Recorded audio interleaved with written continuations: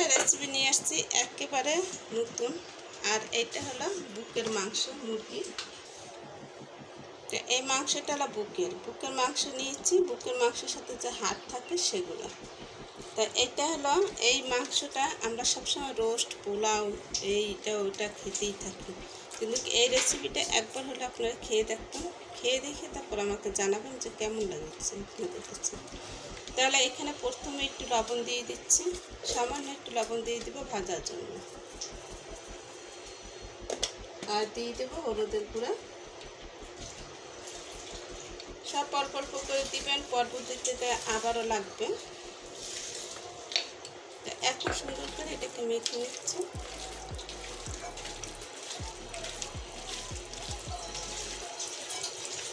আচ্ছা, মাখা শেষ। এখন আমি এটাকে চুলায় দিয়ে দেবো। নিয়েছি, সাথে দিয়ে দেবো বাটা ইউজ করতে পারবেন। তা বাটাটা দিয়ে দিলাম।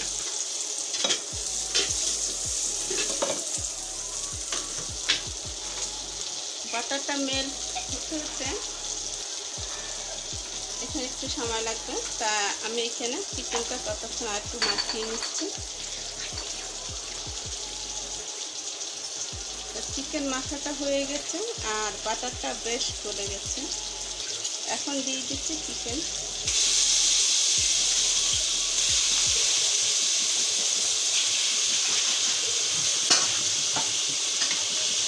চিকেনটা দিয়ে আস্তে করে দেখে ভেজে নিচ্ছি।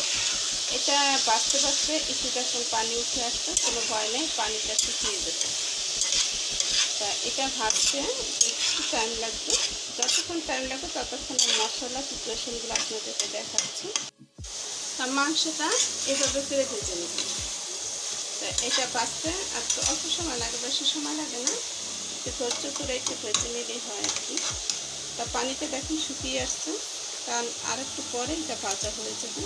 তো এইখানে যা যা নিব সেগুলো দেখাচ্ছে। এটা হলো বাদাম বাটা। বাদামটা ব্লেন্ডারে বেটে নিয়েছি। সে সব মশলা প্রতিদিন একভাবে দেখা যায় না। এটা হলো পেঁয়াজ কুচি, হলুদ, তারপর আপনার এটা হলো ব্ল্যাক পেপার, মরিচ, লবণ আর ধনে জিরা গুঁড়া। তো সব একসাথে দিয়ে দেবো। দিয়ে দিচ্ছি এখানে টক দই, দিয়ে দেবো পেঁয়াজ, রসুন। এখানে পেঁয়াজ আর আদা আর রসুন একসাথে পেস্ট করা। তো এগুলো লাগবে, আরও কিছুটা লাগবে, সেগুলো আপনারা দেখতে পারবেন। এখানে যে ইউজ করে আমি দেখাবো সেগুলো আমি সব কিছু এখানে ঢেলে দেব। এটা বাটা হয়ে গেছে। এটা উঠিয়ে রাখতে পারেন, আমি উঠাবো না। এটা এক ধরনের কাবাব হবে। এইটার মধ্যে আমি সব মশলা এখানে এক এক করে দিয়ে দিব। প্রথমে দিয়ে দিচ্ছি পেঁয়াজ কুচি। পেঁয়াজ কুচিটা অবশ্যই দিবেন, কারণ পেঁয়াজ কুচিতে লাগে। আর দিয়ে দেবো পেঁয়াজ বাটা।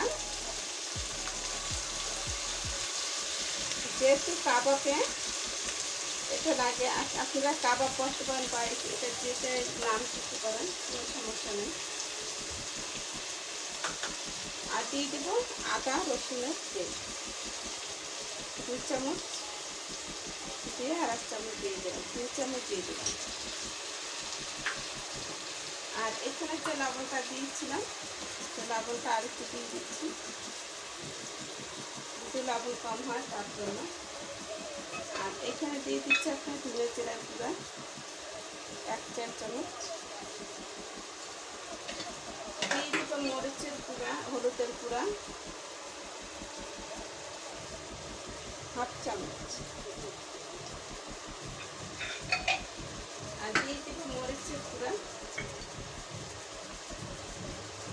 1 চা চামচ। এখন ঝালটা আপনাদের পছন্দ মতন আপনারা দিবেন। তো আমি একটু ঝালটা একটু ভালো লাগে, কারণ ব্রয়লার মুরগি তো, তাই 1 চামচ মরিচের গুঁড়ো দিয়ে দিলাম।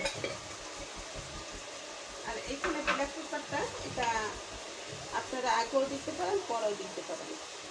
তা আগে দিলে বেশিটা আর কি ভালো হয়, কারণ সব জায়গায় এটা দিতে চায়। এখানে ব্ল্যাক পেপার দিয়ে দিচ্ছি 1 চা চামচ। আরও কিছু মশলা অ্যাড করবে বন্ধুরা, সেগুলো দেখাবো আপনাদেরকে।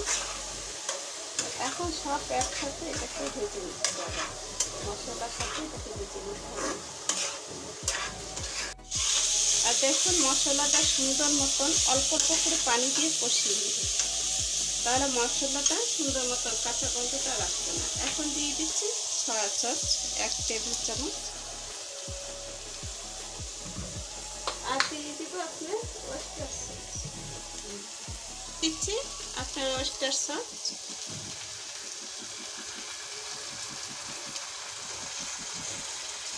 এখানে 1 চা চামচ দিয়ে দিলাম, আর দিয়ে দিব এটার সাথে টক দই। টক দইটা একটু ব্লেন্ডারের সাথে একটু ব্লেন্ড করে নেবেন, তাহলে সুন্দর হবে। এখন সব একসাথে আবার মিশিয়ে দিব।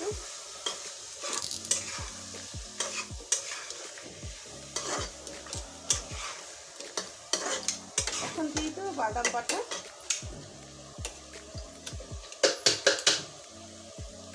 বাদাম পেস্টটা দিয়ে দিচ্ছি। এটার সাথে যে বাদামগুলো আছে একটু পানি দিয়ে মিশিয়ে দিয়ে দেব।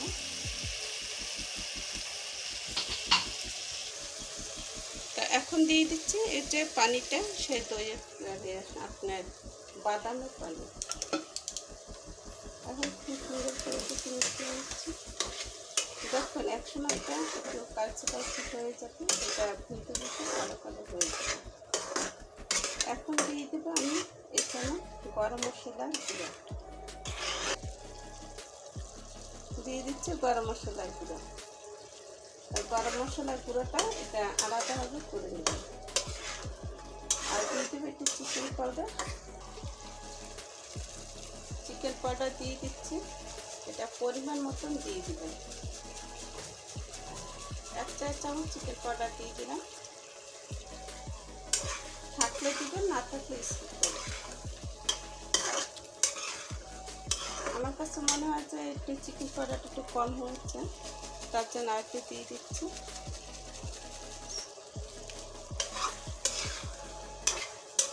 এখন সুন্দর একটা ফ্লেভার আসছে। এখন আমি সুন্দর আস্তে কমিয়ে রেখে দিব, আর আস্তে আস্তে এটাকে নেড়ে চেড়ে এটাকে রান্না করে দেব। দেখুন বন্ধুরা, কত সুন্দর একটা লোভনীয় একটা রেসিপি হয়েছে। আর এই রেসিপিটা আপনারা একবার হলে বাসায় বানিয়ে খেয়ে দেখবেন। সাথে একটু লেবু রস দিয়ে দিচ্ছি, আর লেবু রসটা এটা শেষ বেলা আর কি দিয়ে দিবেন, তাহলে একদম খুব সুন্দর একটা ঘ্রাণ আসবে। আর আপনারা যদি পারেন কয়লার যে ফ্লেভারটা আছে সেটা দিয়ে দিতে পারেন, তাহলে একেবারে আপনার কাবাবের যে একটা ঘ্রাণ আছে সেটা এসে করবে। তা আমার এটা অলরেডি হয়ে গেছে বন্ধুরা।